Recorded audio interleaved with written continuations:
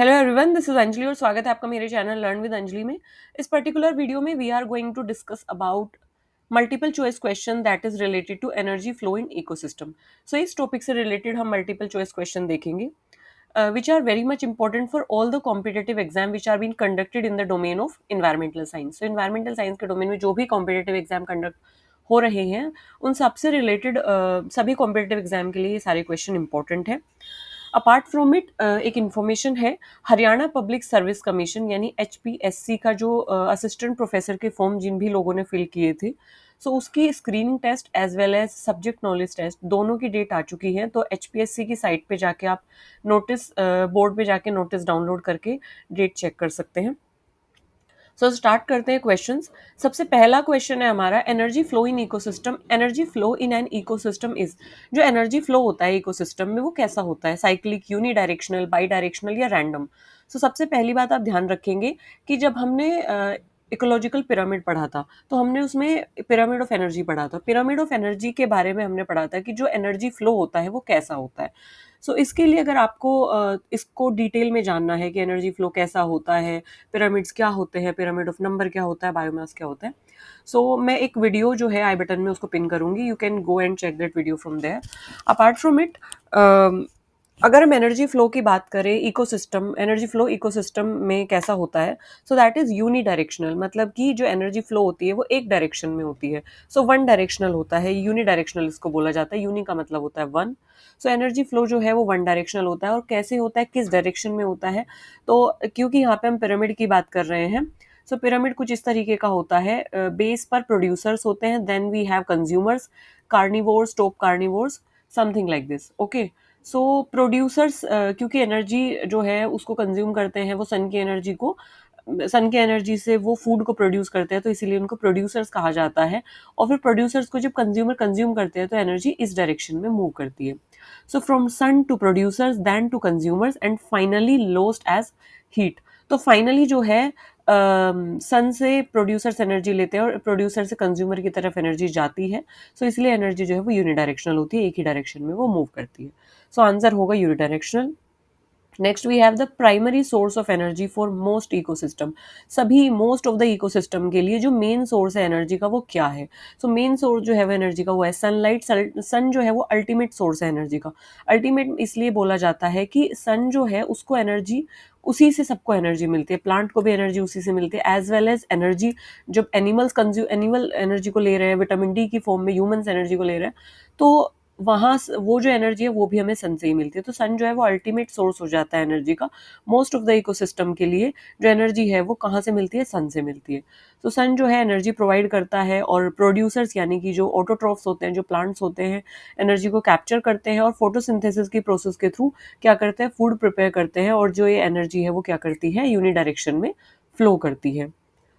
इसके अलावा 10% जो लो है एनर्जी का, so we have one law, हमारे पास एक रूल है, एक लॉ है, that is known as law of energy. So इसको बोला जाता है 10% law of energy, 10% law of energy. तो ये जो लॉ है वो किसने दिया था, किसने प्रपोज किया था, सो इसके जो फादर हैं जिसने इसको प्रपोज किया था उनका नाम क्या है, तो उनका नाम है लिंडमन।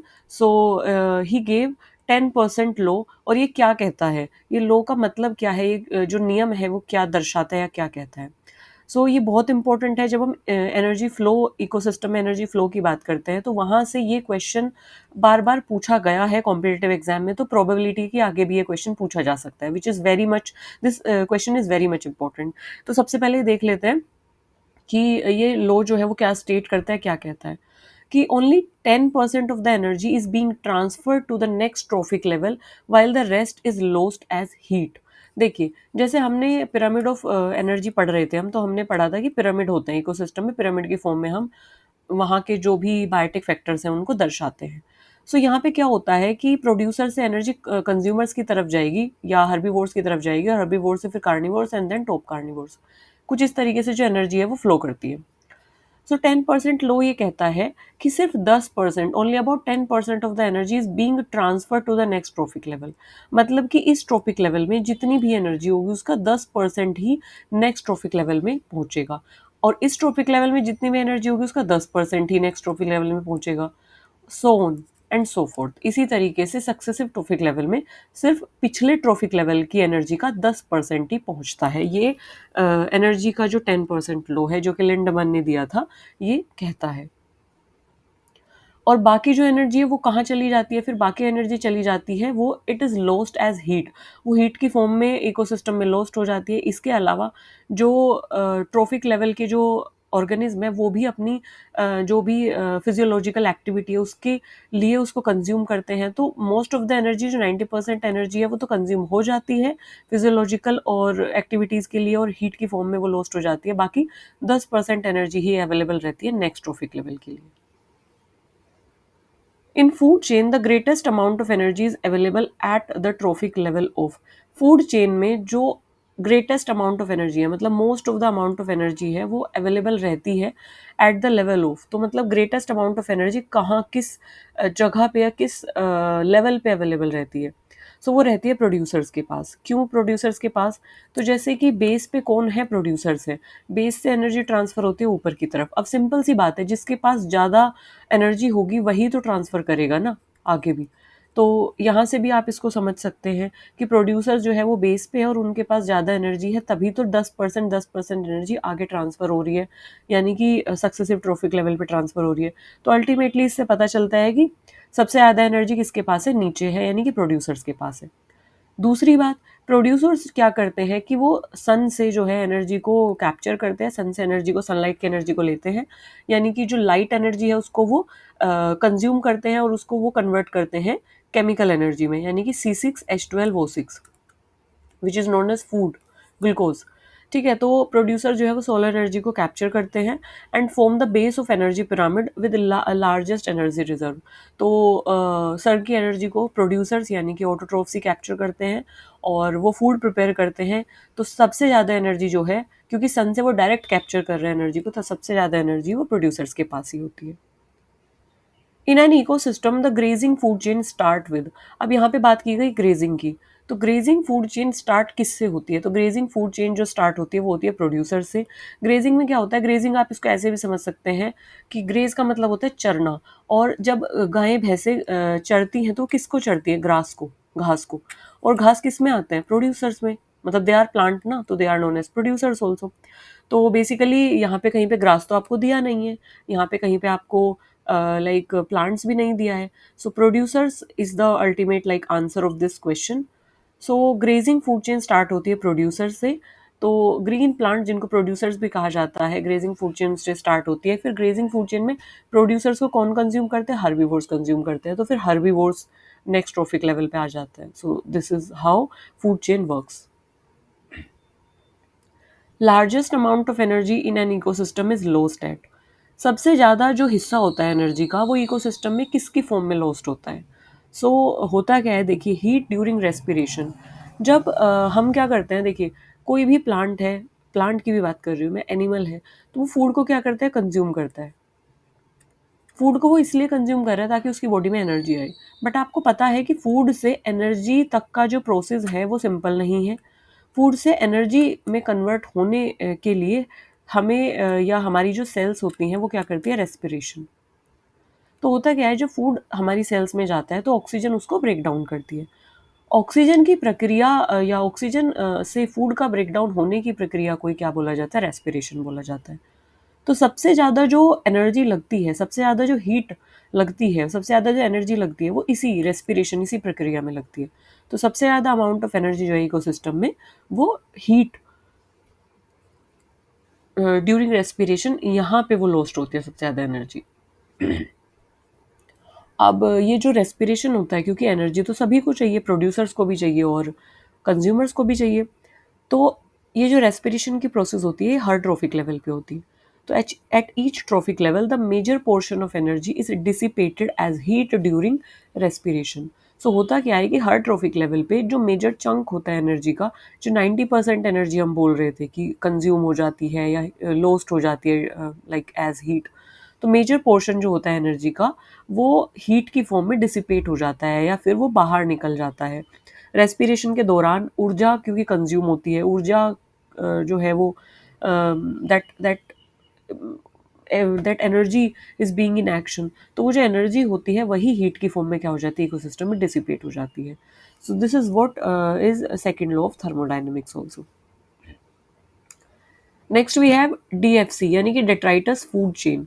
इससे पहले हमने बात की थी ग्रेजिंग फूड चेन की, और अभी हम बात कर रहे हैं डेट्राइटस फूड चेन. तो डेट्राइटस जो फूड चेन होती है, द प्राइमरी एनर्जी सोर्स, तो उसका प्राइमरी एनर्जी सोर्स क्या है? जैसे ग्रेजिंग फूड चेन का एनर्जी सोर्स क्या था? ग्रेजिंग फूड चेन स्टार्ट हो रही थी प्रोड्यूसर से, और इसका जो एनर्जी सोर्स है वो कौन थे? सन, क्योंकि सन से ही तो प्रोड्यूसर एक तरीके से एनर्जी कंज्यूम कर रहे थे ना, सन से एनर्जी ले रहे थे. तो उसी तरीके से पूछा गया है कि डेट्राइटस जो फूड चेन होती है उसका प्राइमरी एनर्जी सोर्स क्या होता है?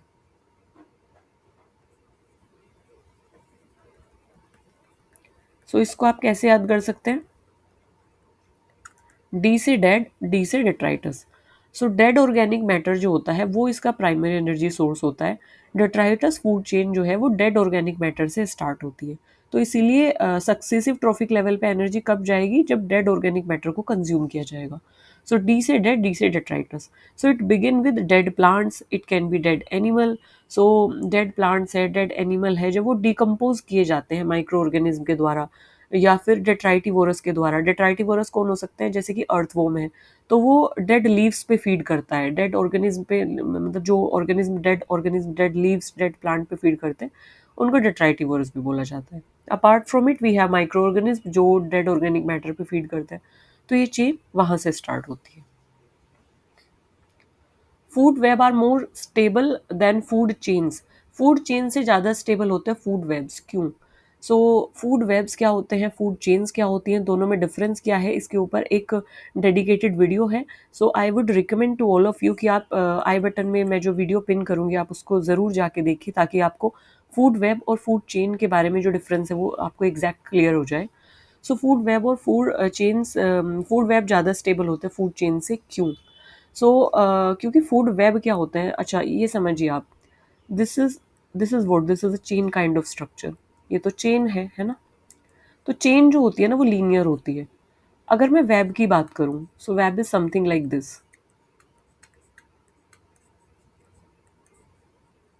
So it is something like this. ये इंटरकनेक्टेड होगा, है ना? तो इसको ही तो आप बोलते हैं वेब, या it is something like this, जो इंटरकनेक्टेड होगा. सो अब अगर मैं एक लाइन को निकालूं, सो दिस इज चेन. सो अगर मैं बहुत सारी चेन्स को मिला दूं, सो ये क्या है? ये बन जाएगा आपका वेब. सो होता क्या है कि जो हमारा फूड वेब होता है वहाँ पे मल्टीपल फीडिंग रिलेशनशिप्स होते हैं. मतलब कि एक ऑर्गेनिज्म के पास मल्टीपल ऑप्शंस होते हैं कि वो अगर एक ऑर्गेनिज्म नहीं है तो वो दूसरे ऑर्गेनिज्म को खा सकता है. सो क्या होता है कि इंटरकनेक्शन होता है बहुत सारी फूड चेन्स का. तो यहाँ पे इंटरकनेक्टेड चेन्स होती हैं, बहुत सारी इंटरकनेक्टेड चेन्स होती हैं. सो इसीलिए जो है ऑल्टरनेटिव पाथवेज प्रोवाइड हो जाते हैं एनर्जी फ्लो के लिए, या ऑर्गेनिज्म की फीडिंग के लिए ऑल्टरनेटिव ऑर्गेनिज्म प्रोवाइड हो जाते हैं. तो इसलिए फूड वेब जो है वो ज़्यादा स्टेबल होता है, और इसलिए ये ग्रेटर इकोसिस्टम स्टेबिलिटी प्रोवाइड करता है. Ecological pyramids of energy are always upright. Ecological pyramid of energy हमेशा अपराइट होते हैं. क्यों होते हैं? एक यही ऐसा यू कैन से एक ऐसा पिरामिड है जो कि अपराइट होता है, मतलब कि जहाँ पे जो एनर्जी है वो यूनिडायरेक्शनल फ्लो करती है, और कहाँ से? नीचे से ऊपर की साइड. तो ये पिरामिड होता है अपराइट, क्योंकि energy never increase at higher trophic level. अब होता क्या है कि energy never increase at higher trophic level. ये अपराइट क्यों होता है? इसका कारण क्या है कि यहाँ पे देखिए कि energy decrease at each trophic level due to heat loss, ensuring energy pyramids remain upright. होता क्या है कि सबसे पहले प्रोड्यूसर्स के पास जो एनर्जी होगी वो सबसे कम होगी. ओ सॉरी, प्रोड्यूसर्स के पास जो एनर्जी होगी वो सबसे ज़्यादा होगी, क्योंकि वो अपनी एनर्जी कहाँ से ले रहे हैं? सन से ले रहे हैं, और अपना फूड खुद से प्रिपेयर कर रहे हैं. तो प्रोड्यूसर्स के पास सबसे ज़्यादा एनर्जी होती है, और ऊपर जाते जाते सिर्फ 10% हिस्सा ही एनर्जी का पहुँचता है, और यहाँ पे इसका भी 10% और यहाँ पे इसका 10%. तो ऊपर जाते जाते क्या हो जाती है? एनर्जी क्या हो जाती है? डिक्रीज हो जाती है, कम हो जाती है. सो इसीलिए क्या होता है कि पिरामिड ऑफ एनर्जी जो है हमेशा अपराइट होते हैं. अपराइट में कि बेस जो है वो क्या होगा? बड़ा होगा, उससे फिर जो ऊपर वाला हिस्सा है वो छोटा हो जाएगा, फिर ऊपर वाला हिस्सा और छोटा हो जाएगा, ये वाला हिस्सा सबसे छोटा हो जाएगा. तो अगर हम इसको इस तरीके से बना के देखें तो ये अपराइट हो जाएगा पिरामिड. क्योंकि प्रोड्यूसर्स के पास सबसे ज़्यादा एनर्जी है तो बेस जो है वो सबसे लाइक वाइड बनेगा। फिर वी हैव हर्बीवोर्स, 10% हिस्सा एनर्जी का वहाँ पे जाएगा तो ये थोड़ा लाइक कम वाइड बनेगा। उसके ऊपर आ जाता है कार्निवोर्स। कार्निवोर्स के पास हर्बीवोर्स का भी 10% जाएगा तो ये कम हो जाएगा और इसका हिस्सा कम हो जाएगा। फिर आता है टॉप कार्निवोर। टॉप कार्निवोर्स के पास जो है कार्निवोर्स का भी 10% जाएगा तो इसका जो हिस्सा है वो और भी कम हो जाएगा, क्योंकि एनर्जी के कॉन्टेक्स्ट में हम बात कर रहे हैं। तो अगर आप इसको ध्यान से देखिए तो ये पिरामिड जो है वो कैसा बना है, अपराइट बना है ना। इस तरीके से, कुछ इस तरीके से पिरामिड बना है, जिसकी जो एक तरीके से ये ऊपर जाते जाते क्या हो जा रहा है, डिक्रीज हो जा रहा है। सो इसका आंसर यही होगा कि एनर्जी जो है वो कभी भी इंक्रीज नहीं होती हायर ट्रॉफिक लेवल पे, एंड डिक्रीज होती है।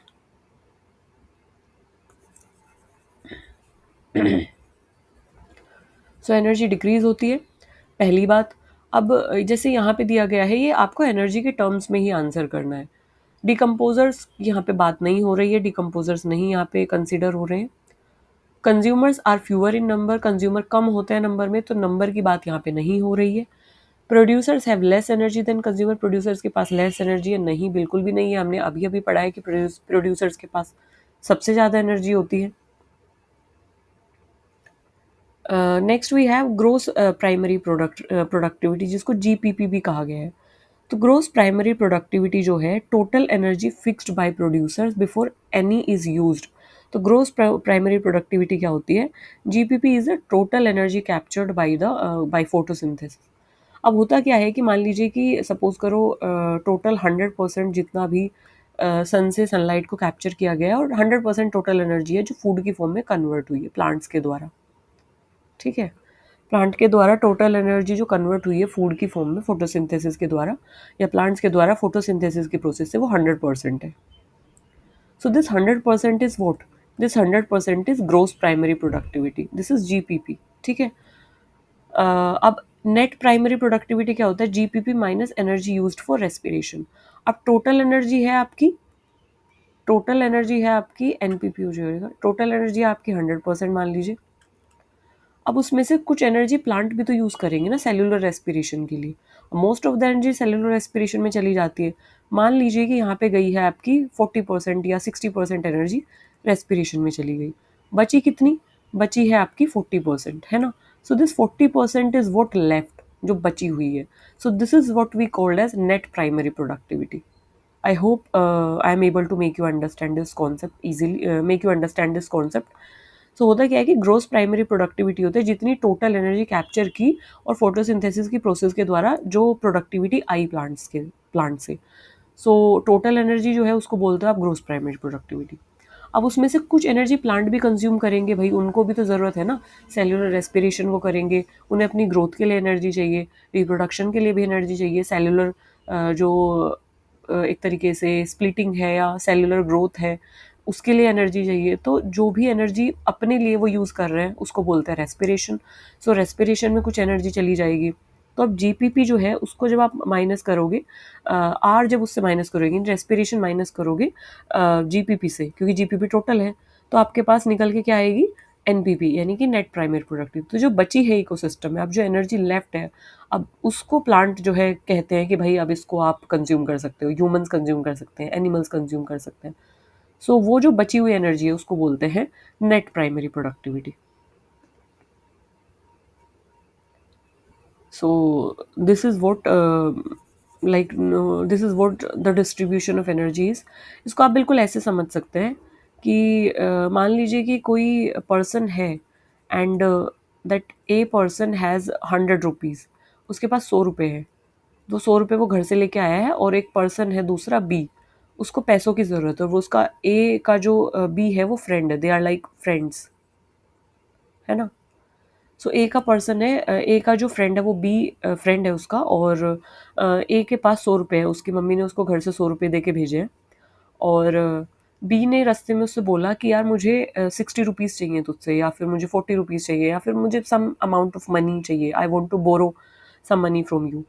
तो ए क्या उसको 100 के 100 रुपये दे देगा, नहीं देगा, क्योंकि वो अपनी मम्मी से पैसे मांग के लेके आया है, अपने कुछ खर्चों के लिए या अपने कुछ स्पेंडिंग या मनी वो अपने घर से लेके आए ताकि वो किसी काम के लिए उसको खर्च कर सके या अपने लिए उसको यूज़ कर सके।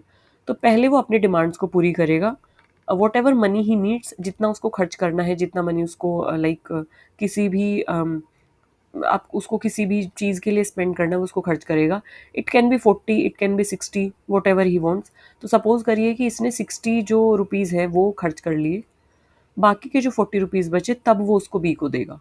तो यही बात है कि पहले प्लांट जो है अपनी रेस्पिरेशन में जो एनर्जी कंज्यूम हो रही है, सबसे पहले उसको कंज्यूम कर लेते हैं रेस्पिरेशन के दौरान, जो एनर्जी है वो कंज्यूम हो जाती है और बाकी जो एनर्जी बचती है वो नेट प्राइमरी प्रोडक्टिविटी है।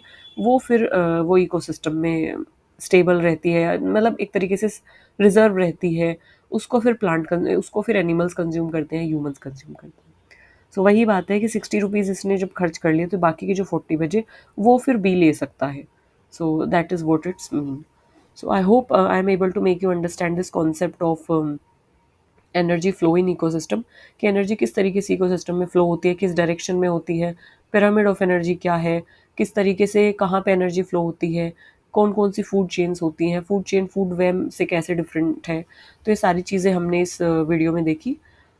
So if you have any suggestion, any query regarding this video, or if you want to ask any question regarding any video or regarding any topic, please feel free to drop me in the comment section. I will be more than happy to cater your query. तब तक के लिए हंसते रहिए, मुस्कुराते रहिए, खुश रहिए. Thank you for listening me so patiently. Bye bye.